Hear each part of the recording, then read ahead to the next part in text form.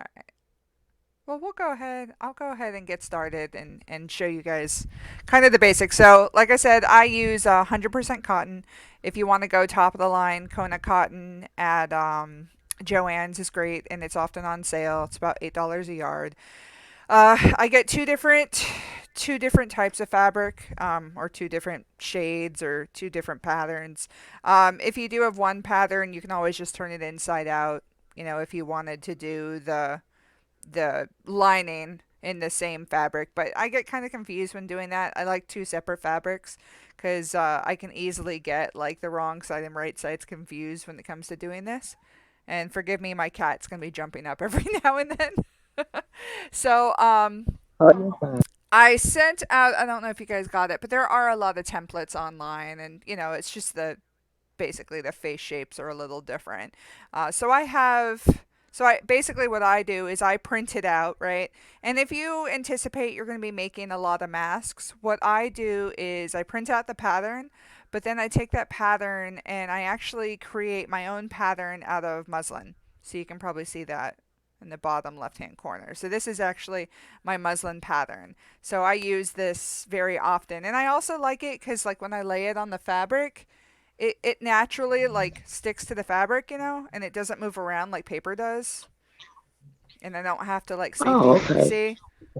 Make Like a note it of that it one. doesn't move around on me, which I like because I used the safety pin and that's annoying.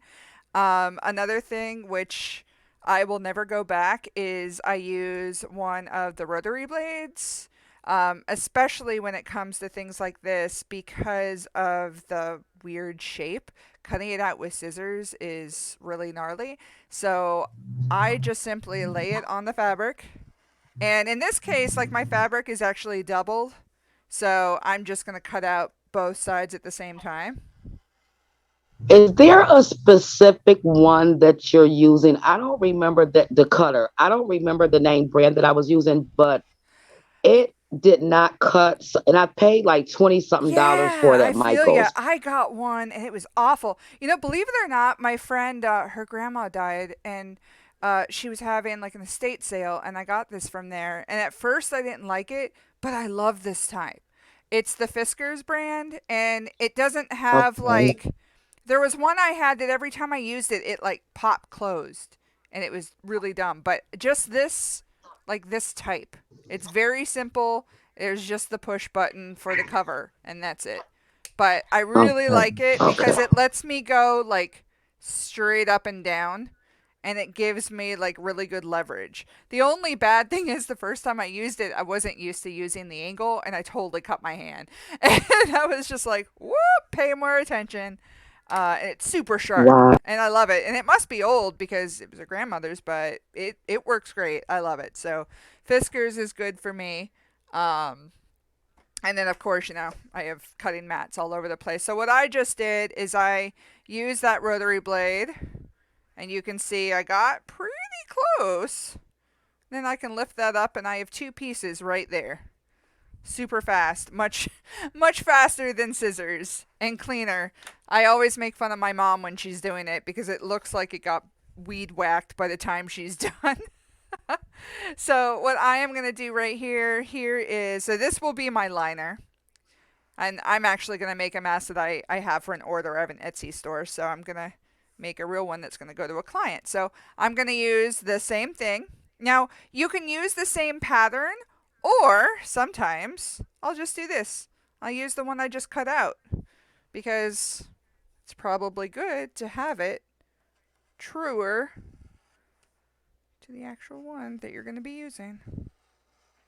And I try to get it pretty close.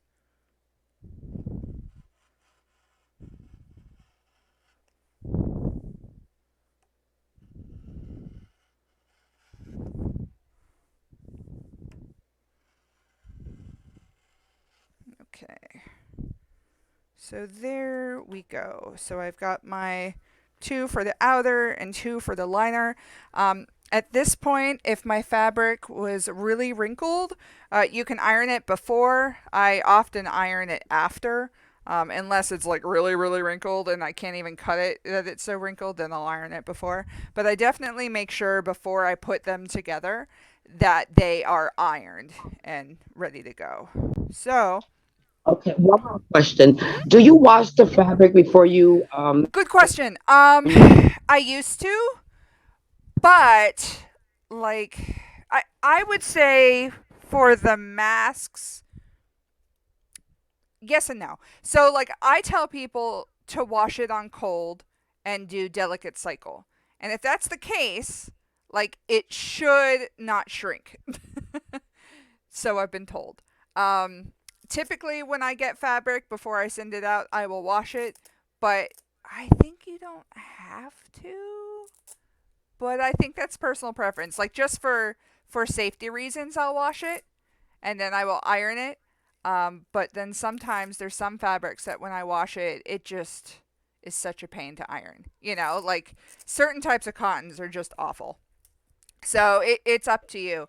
Um, When I went to cut mines after I washed it, it seemed like it was more string than it was before I washed it. And it was just, and when I went to cut it, it had more shag than the one that I didn't wash. yeah, it all So that's depends where on the cotton. Like if you get like the really nice cotton, like it'll just be a little wrinkled, it'll be fine. But I think like if it's a lower quality cotton, it gets yeah, stringy. So yeah. it should wash okay because I've washed them before. You just definitely have to make sure that you're washing it on cold and then the gentle cycle for dry because it definitely will shrink.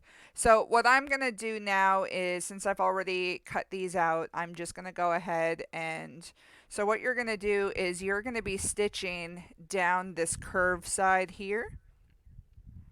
So let me lay it down here. So down this side. And the best advice my friend told me is you just align it with the foot of the sewing machine, this side of the foot. Let me go ahead and thread my machine real quick.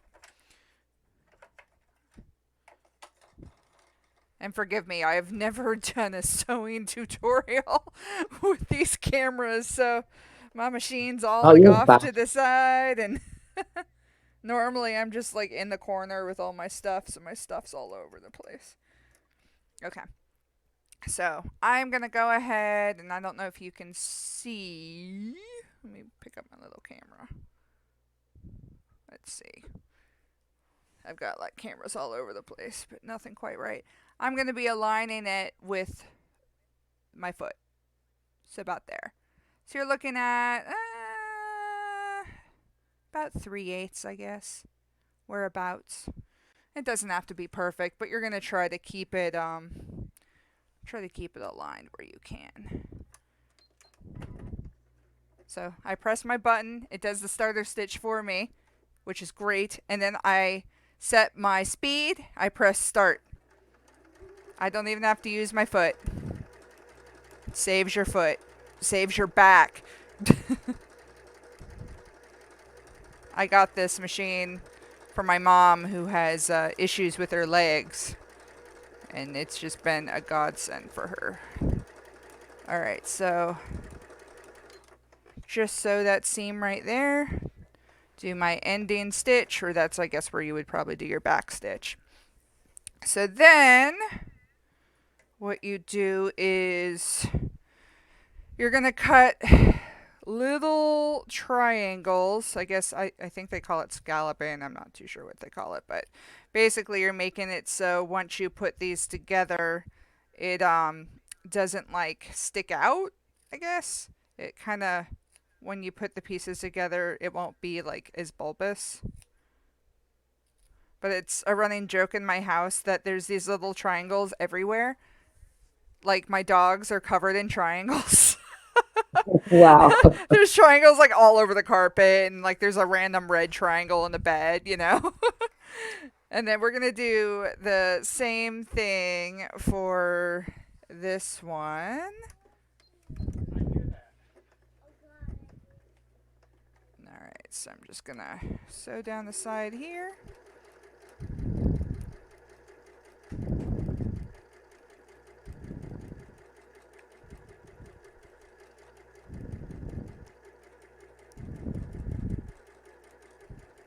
almost done.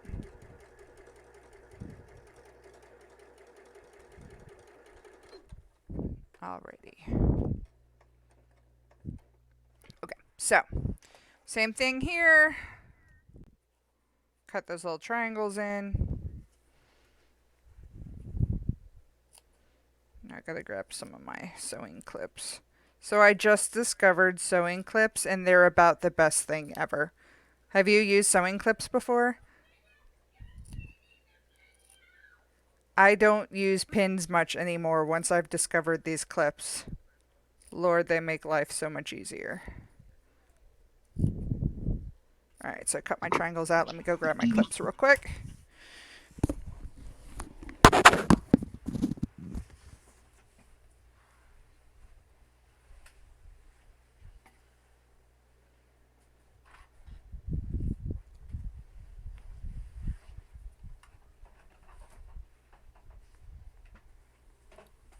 So these are basically like alligator clips for sewing. They're amazing and they're cheap. Like you can get like 100 of them on Amazon.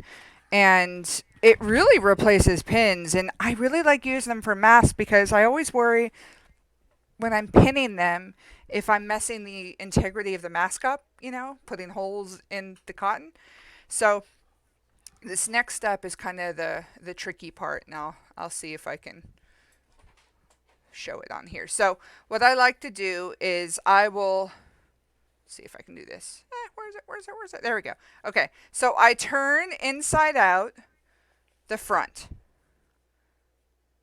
So I make that scallop part, go in. And then what I do is I take the liner and I nestle that on top. Did you see how that worked? And then I make sure I line up those seams. And then what I do is once I have those seams lined up, I take a clip, I clip it at that seam, and then I line up the rest of it. It doesn't have to be perfect. I just try to make it as close as I can.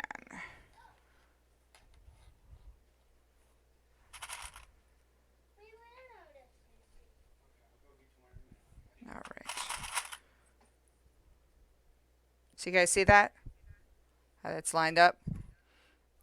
I think I'm gonna get some of those clips. Oh, they're $8, I think.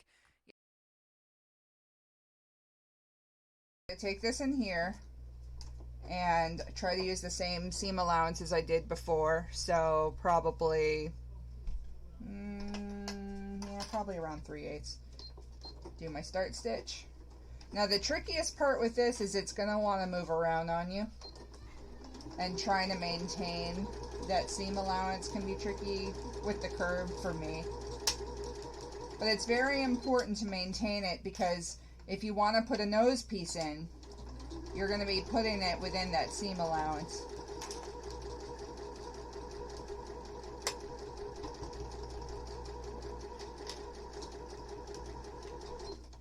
So it's moving around a little bit. And it's still good.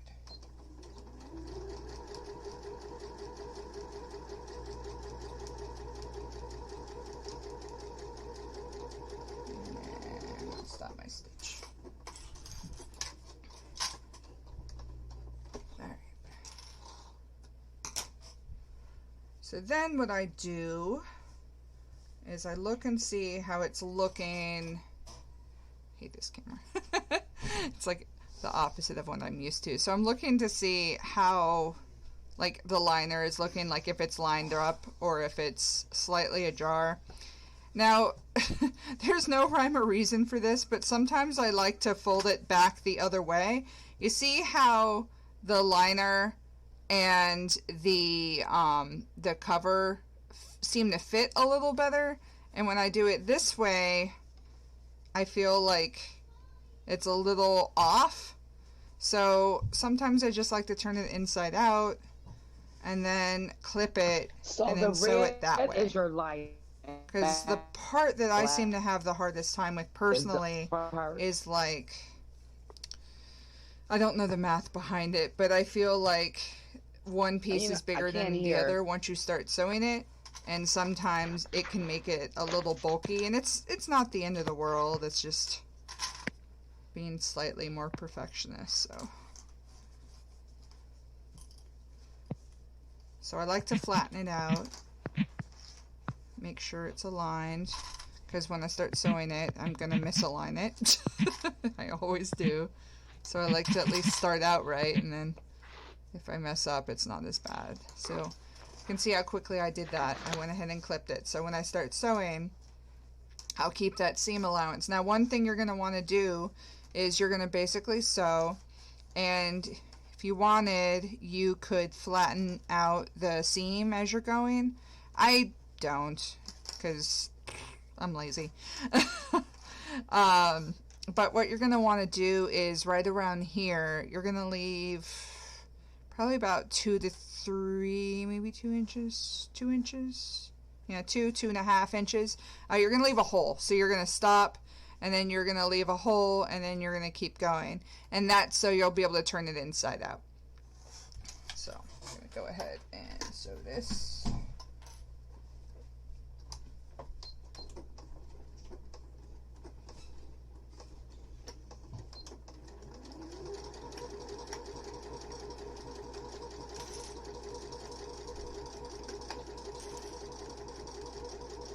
And what you would do if you were making a 3-layer, all I do is I take muslin and I just put it kind of like a sandwich. Like I put a piece of muslin on the outside, a piece on the bottom, and I put the liner in the middle, and then I sew it and I cut it, and then I turn it inside out, and then that's how I do that.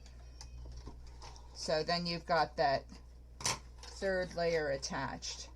And if you wanted to do pockets, what you could do is, well, what I do is I just add like an extra layer, kind of like you're doing that 3rd layer with the muslin. But what I do is I iron back those pieces, and I put that like in the middle, and I iron it. Actually, is the middle on the outside? Yeah, in the middle. I iron it, and then it makes dual pockets. You just iron it inside. That would be probably another class. It took me a while to figure that out. I'm sure that there's other ways to do it. I was just very clumsy in figuring out the way I was comfortable with.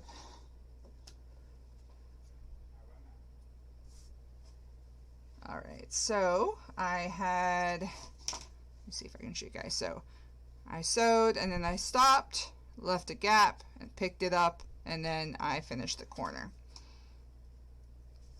So if you want to put a nose piece in, this one I'm actually going to, so let me go grab it. I'll show you how it works. I hand stitch it. You can use the machine, but I've busted so many needles trying to do it with the machine that I don't want to deal with it. Oh no, lost sound too. Oh, can't hear. Oh no, hold on. Let's see what's going on.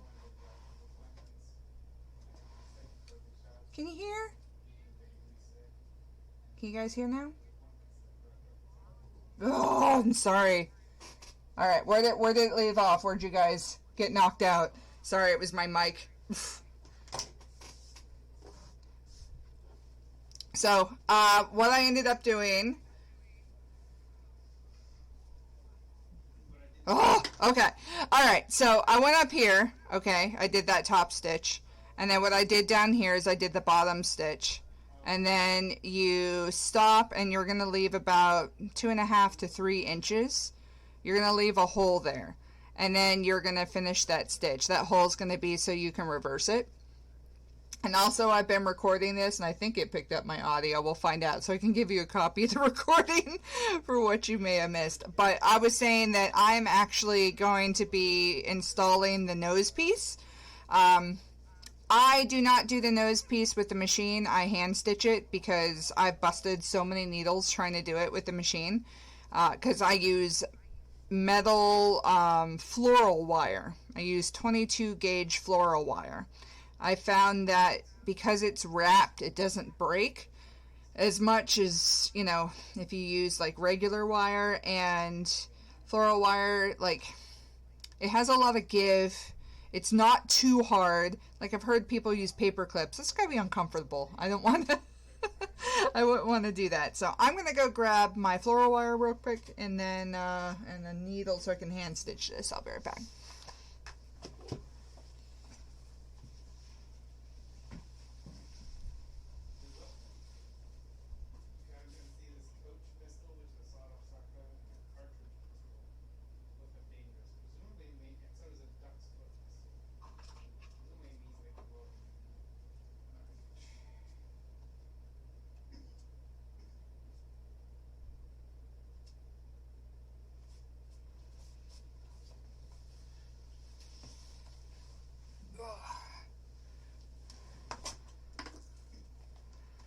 Sorry about the audio. I have about 1,000 different wires everywhere.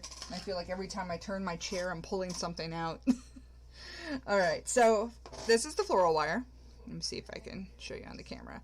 I basically cut it and then I use some jewelry pliers to like curl the ends.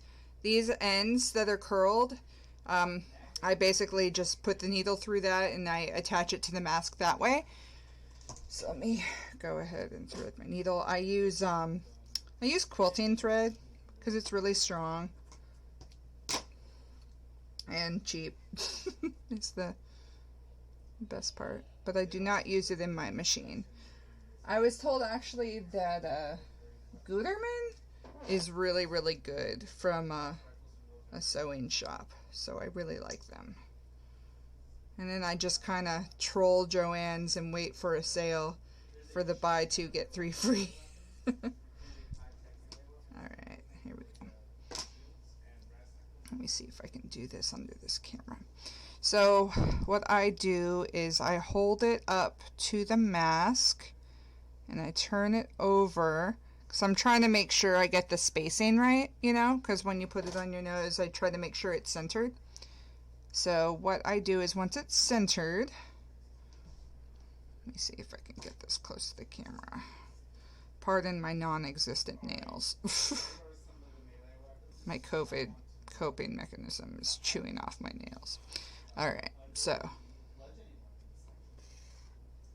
I don't know what kind of stitch this is called, but I am just attaching this to the mask. In and out. Many stitches around that round part. And then it's really important to put this above the, what is it, seam line, thread line? You put it above the thread. If you put it below when you turn it inside out, it's going to look really ugly. You're going to actually see the stitches and it's going to make the fit really wonky. So you want to try to make sure that you have your seam allowance right and that you have enough room and enough space to be able to fit this. So what I do once I get it attached there, I just do like, and I don't know if this is an actual stitch or just something made up, but I basically do like a crisscross, like an X. And I just go down, I guess maybe half an inch and do another in and then back in. Do another X. And I've been making these for about a year now, and this seems to be one of the best ways to do a nose piece. And it really makes a big difference if you wear glasses. Alright. And then when you get to like the part where it starts to curve, you can give it a little bit of a bend. I always follow the thread line. I always make sure it stays above the thread line.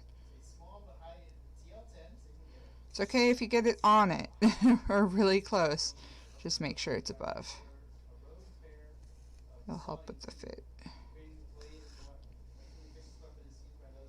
And forgive my husband in the background. He's playing his Dungeons and Dragons. Alright.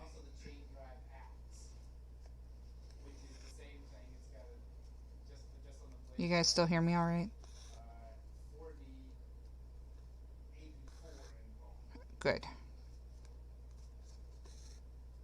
All right.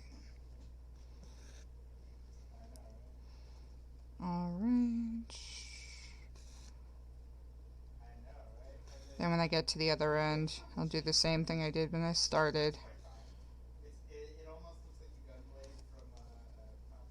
Hate when I get stuck. All right. I'll sew that down. And I haven't really had any of these come undone. I tried once, I got cheap. I bought like a different type of floral wire. This floral wire has like, I don't know, it's like some tape wrapped around it, some floral tape. And I got cheap and I got like a different kind that didn't have that tape and it kept busting. So I just decided to just pay the extra bit of money and get the one with the floral tape because I think that tape just helps with the integrity.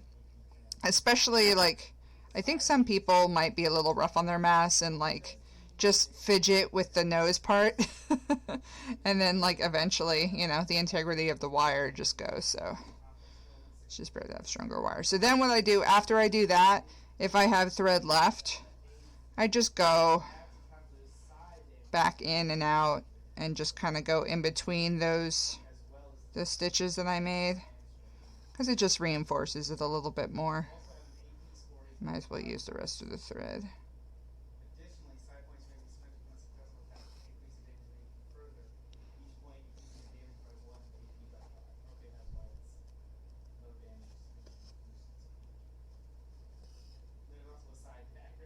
Alright. Lord, my husband's loud. Alright. Almost there. And then we do the ear loops or straps. This particular order is for a client, so I have to do loops. But before, when there was a run on elastic and I couldn't find any, the very first masks I made were straps. And I literally was just cutting up fabric into like 2-inch strips. So there you go. So cut it, tie a little knot, tie 2 little knots just to make sure it's not going anywhere. Yep, there we go. Alright, that's good. And snip. Snip, snip. But yeah, if you wanted to make straps, I just get one of those like 2-inch by 18-inch rulers. I just lay it on fabric, cut strips, sew the strips, iron them, turn them inside out, and then you just attach them where you would the ear loops. So I'm going to show you guys how to do the ear loops. It's super simple. So I like to use, so I actually prefer the white braided elastic. It's softer, but the only black elastic I've been able to find, it's a little rougher, but people like black elastic because it just looks fancier. So I'm using this black elastic here. I got it like Amazon for like $10 for like 75 yards or something like that. So you turn it into your little horseshoe. You're going to point it towards the inside of the mask, okay? You're going to open up the mask. I'm going to put that, I don't know how much is left, just a little bit out. Use my clip because I love these clips. And you could clip this if you wanted to, but I just take it straight into the machine, so I don't even bother. You can go ahead and do that 3/8 of an inch seam allowance, or just line it up with the side. Do your start stitch. Try to keep it straight. Try to keep the elastic straight. It's okay if it gets a little turned, but just make sure that it's not twisted, when you put it in there. Otherwise, you're going to have like a twisted ear loop. So just go straight.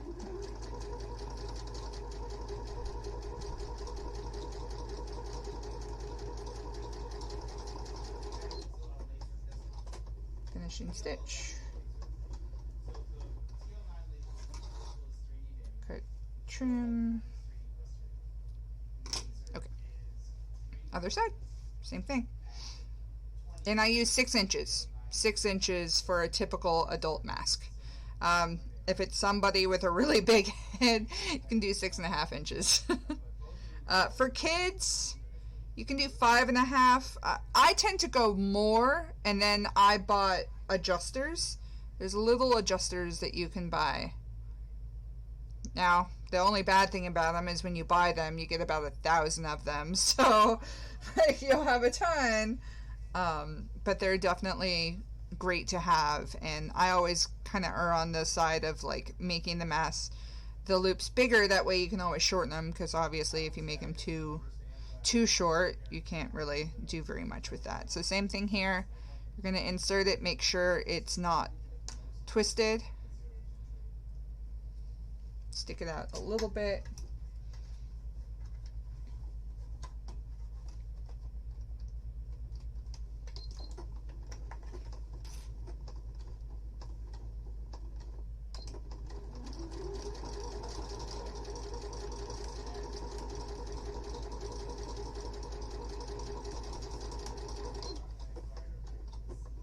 Finishing stitch. All right. We're ready to turn it inside out. So we have our loops on both sides. Always remember to do both sides because sometimes I forget and then I turn it inside out. I'm like, oh crap, I forgot the loops. What I like to do before I turn it inside out, I like to bend the nose piece. Just makes it a little bit easier. So you're going to reach in where you made that hole. Carefully as much as you can, turn it inside out.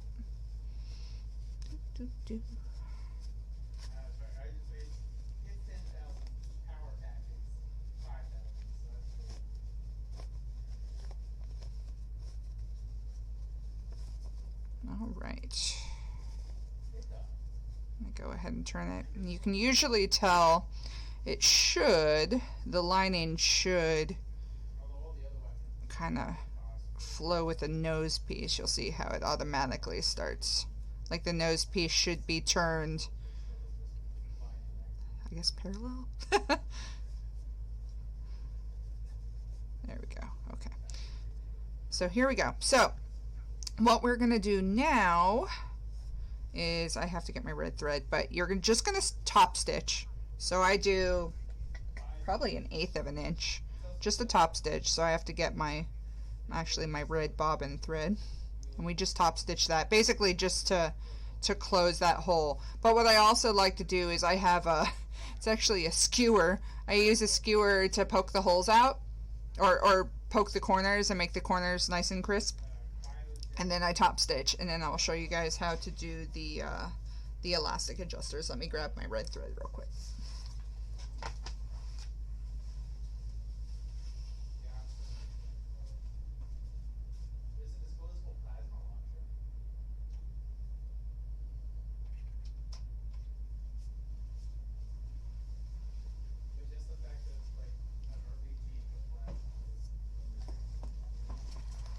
So the one bad thing about my machine is at some point I messed up the tension for something. So when I sew, the bottom thread comes through and shows on the top. So when I sew, if I don't want red to show up through my fabric, I have to basically sew like the top has to be on the bobbin side because the bobbin tension is right. I don't know, it's a mess. So if I do things a little backwards, that is why. I just kind of made it work. I took it in to be serviced, but we couldn't really figure out what the issue was. So it still works. I just have to do things a little backwards.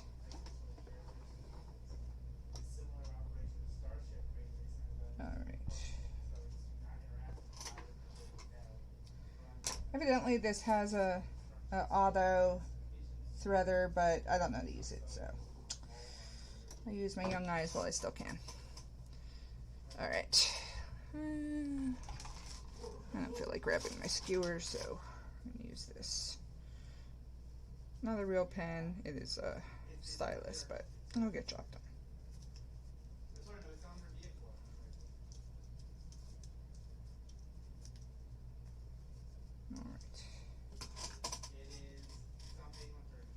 Alrighty, so You don't have to do this, but I like to do it. I like to clip it in place so as I'm sewing, things don't move around on me, especially the part where the hole is.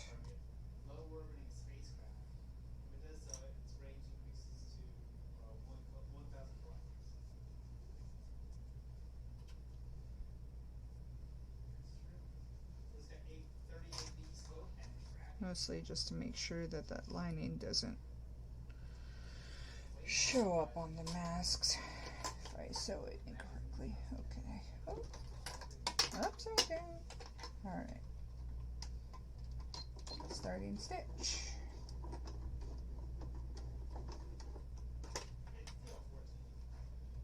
Now it takes me a little time for it to catch, because I don't typically pull on the elastic because it's pretty sensitive.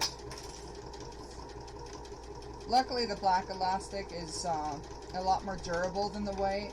The white I see gets a couple more tears, but it's also so much softer.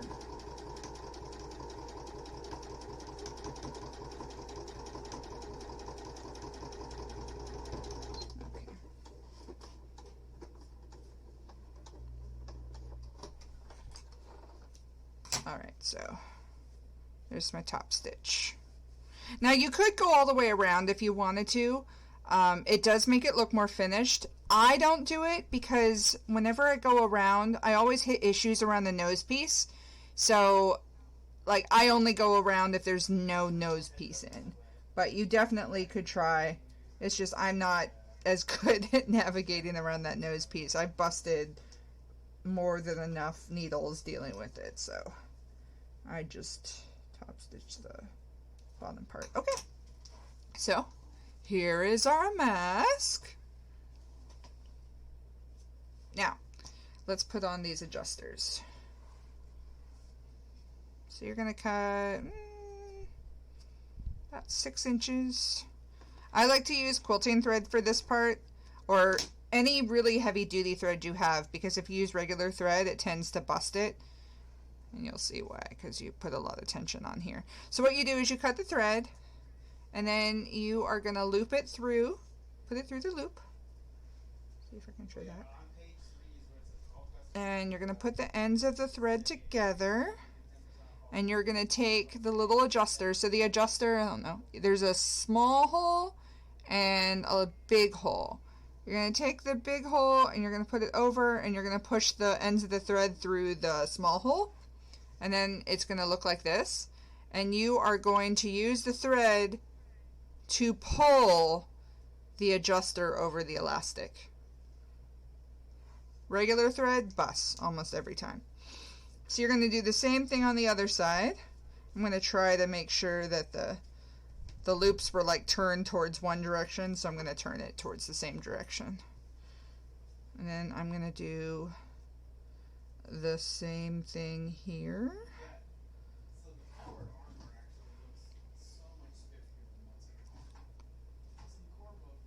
Big hole, then small hole, and pull it through.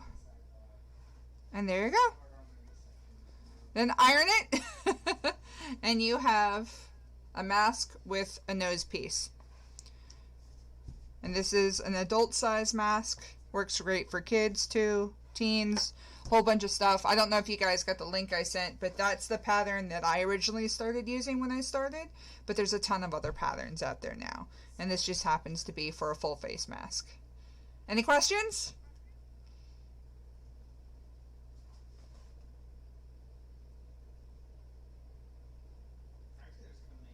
Anybody? You guys still with me?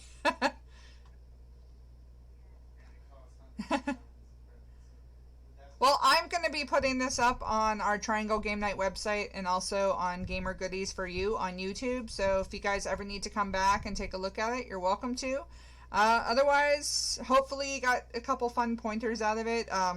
The things that like work the best for me were just seeing how the elastic adjuster would work, and you know, just seeing how the nose piece and all that stuff's applied. If you guys have any questions, feel free to reach out.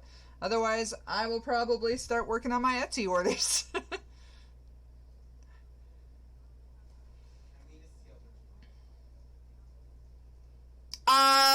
Yes, and I can resend it. I can send it out to everybody who came, and just basically list like the stuff that I like. And if you want, like, I can also give you like Amazon links, to the stuff that I got.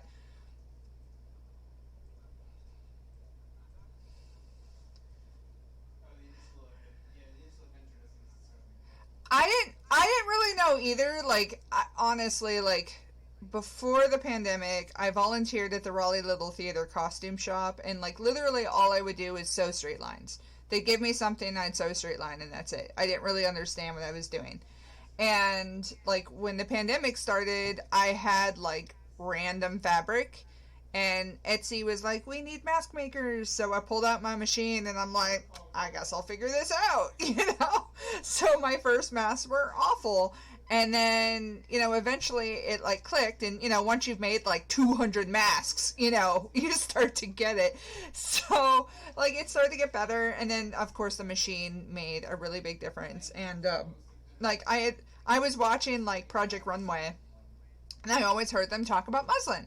And I was like, "Oh, I wonder what muslin is." And I happened to be in Joann's and I saw it, and I was like, "Oh, it's basically like a blank 100% cotton ugly fabric that's only really there for, I think it's like pattern making. Like they use it for patterns and they use it for filler.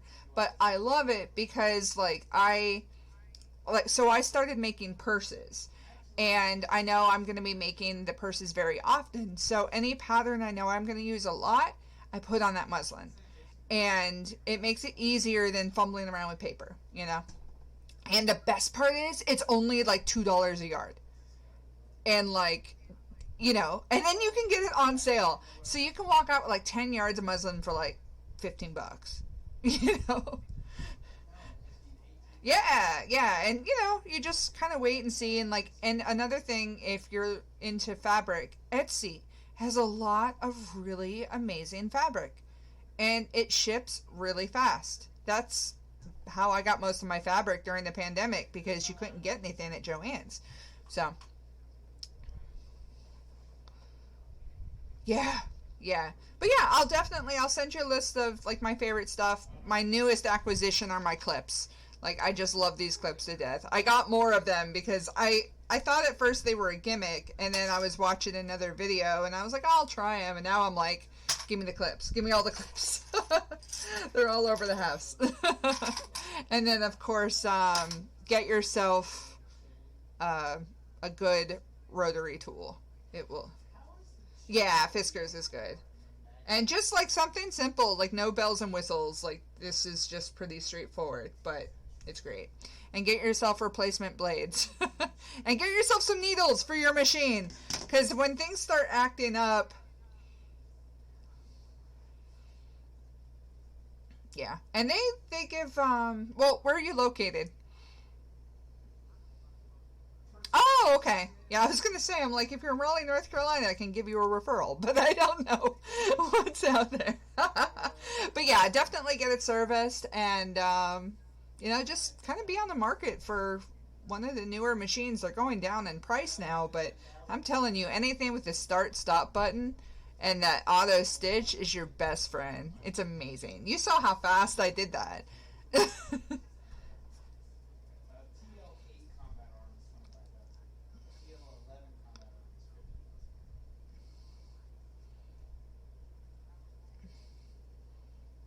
Yeah, I didn't move my foot at all. And you saw how fast I sewed that, and I don't know if you can see. I mean, the seams are good, like it's clean. Because when you do that forward back, it it can get messy.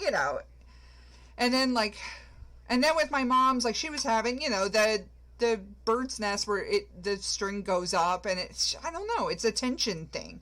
And once the tension goes, I'm like, I don't know. Yeah, yeah. And this one, like, oh, thank you for coming. I'm glad that I actually got to do this. I was worried that nobody would come. And then I'm like, I set up all these cameras for nothing. So thank you so much for joining me. I appreciate it. Thank you. I hope you stay safe. Absolutely. If you have Facebook at all, we're on Facebook. There's also gamergoodiesforyou.com. That's actually our website where we sell our product. But if you follow us on Eventbrite too, you'll be able to see the next one. Thank you. Bye. Bye, Karen.